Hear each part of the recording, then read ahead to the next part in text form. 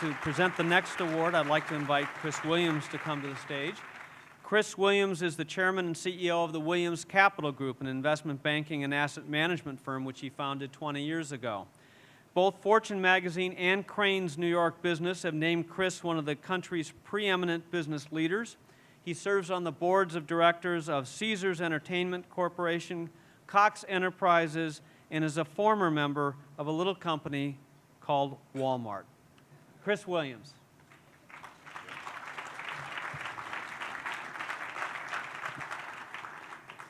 Thank you, Steve. It is my honor to present the CED Global Leadership Award to an executive who, in my opinion, is the embodiment of the astute, steady hand on the wheel. My years of firsthand experience enabled me to say definitively that Mike Duke possesses a unique combination of skill, values, and just personal makeup that every company seeks but rarely finds in their chief executive. Throughout Mike's 19 years with Wal-Mart, he exhibited the management acumen necessary to excel in roles across the operational and administrative spectrum globally. As a vanguard in many of the company's efforts in environmental sustainability, e-commerce, workforce diversity, and associate development, Mike demonstrated the ability to direct Wal-Mart's wide range of corporate initiatives with proficiency and grace. When one considers the magnitude of the company that Mike led as CEO, a retailer with $470 billion in annual sales, operating in 27 countries, employing 2.2 million associates, and serving over 250 million customers every week. It's not hard to understand that each day would present Mike with more than just a little bit of complexity. But fortunately for Mike, the board was always open to giving plenty of advice and guidance. And certainly Mike will attest to the fact that there was never a shortage of input from that group. But I will say that we all knew that the gritty day in and day out responsibility and daunting challenge of running that business clearly rests with Mike and his leadership team. Fortunately, Mike proved up to the task and delivered the results, managed the risks, inspired associates, and forged the countless relationships globally that were necessary to navigate a company with the scale and the global reach of Wal-Mart. Despite these immense responsibilities, Mike's priority was clear that he placed on his family, his wife Susan and their 3 children, and Mike will be the first to point out that he couldn't have accomplished all the monumental accomplishments that he was able to complete without the steadfast support of his wife Susan. So I've given you only a glimpse of some of the attributes that make Mike such an extraordinary leader. But it is now my honor to present the Global Leadership Award to a friend and executive for whom I have a great deal of admiration, Mr. Mike Duke. I was wondering who Chris was talking about. Chris, I do appreciate those kind words. And I do want to thank the Committee for Economic Development for this recognition. For more than 70 years, CED has been a leading advocate for the principles and policies that drive economic growth for all of our businesses are better for that. I looked at the list of the previous winners of this award and the other awards, and I looked at my fellow honorees tonight, and I knew that I was in a very special crowd tonight. So I'm deeply honored to be here tonight to accept this Global Leadership Award on behalf of all of the Wal-Mart associates, and especially the Wal-Mart associates that happen to be sitting here in this meeting tonight that are representing much of our management and our associates here in this part of the United States. It's a great honor to have our friends here in the meeting. You know, it is always a pleasure to be here in New York City, because Walmart hasn't really had the opportunity to join the New York City community. And it's great to be here. And I have a feeling, though, that some of you might have been in a Walmart store, or you've heard about us. And it's kind of interesting because outside of New York City, if you drive over into Long Island or across into New Jersey or just out of the city to the north, you can find a lot of Walmart stores. And they're some of our highest volume stores in the world, as a matter of fact. And some of you might have heard kind of a marketing line that we use, and the line is save money and live better. Well, that is more than just a slogan for our company. That is our mission statement. So no matter where we operate in the world, we believe we have a responsibility to make a difference in the communities that we serve. That is to help people live better lives all over the world.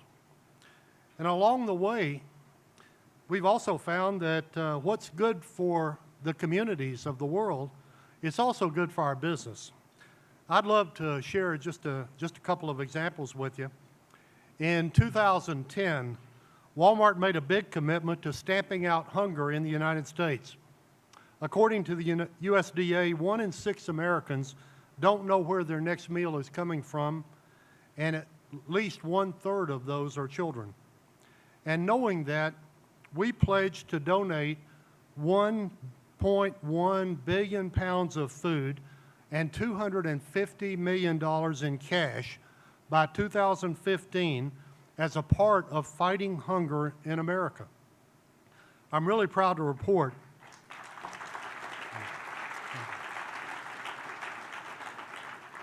as I said, when we set that goal, we set it to complete by 2015. I'm really proud to report that we completed that and achieved those goals earlier this year, 1 year earlier than we had forecasted. Our food donation program is not only helping put meals on the tables for families in need, it's ensuring that our customers have a great shopping experience in our stores, and it's helping to green our business completely. Around the world, I'm also extremely proud of the work that we've done to make a difference through our Women's Economic Empowerment Initiative. This has been a huge priority for me personally. The fact is, when women advance around the world, it makes a difference across a number of big issues like poverty, education, economic growth. As a part of this effort, we committed to source $20 billion from women-owned businesses, and we're on track to exceed that goal. Thank you. Another goal is to empower 1 million women on farms and factories through training, market access, and career opportunities by 2016. In fact, we've already helped to train more than 280,000 women farmers and factory workers in countries like El Salvador, Honduras, Bangladesh, China, Brazil, and India. This effort is helping us to sell more relevant products to our customers and to create a better supply chain and to lift up local communities. And our business is stronger because of all of this. Finally, I like to talk about sustainability at every opportunity I can, and some of you may know that many years ago I was trained as an engineer, and I love numbers. Well, some of my favorite numbers have come from our work on sustainability. Sustainability has helped us to see issues in new ways and to find efficiencies and savings that we never thought possible. We have really many examples, but I like going back to some of my days in logistics to focus on our truck fleet. We have our own large United States truck fleet delivering merchandise to our stores, and the efficiency of that truck fleet is good for our business, but it's good for sustainability. Matter of fact, last year in 2013, we delivered 180 million more cases of merchandise to our stores in the U.S., while our drivers drove 160,000 fewer miles compared to the previous year. The fewer miles that we ran mean fewer CO2 emissions into the atmosphere. This was the equivalent in savings of taking 5,000 cars off of America's highways last year. And this is just one example of how what's good for the environment is also good for our business and our customers. And it's really been exciting to see that so many, there are hundreds of examples that I could give, of course I won't tonight, in the area of sustainability that's good for the planet, but also good for our business. I share all of this because the numbers are telling us that doing the right thing, helping the world live better, it's a right thing for our business. I know that everyone here tonight feels the same way, and that together we can do even more in the years ahead. It's been a very special opportunity and a great responsibility that we all have. And I feel very blessed to have had the chance at Wal-Mart to be a part of this great work. And thank you again tonight for this great honor. Thank you.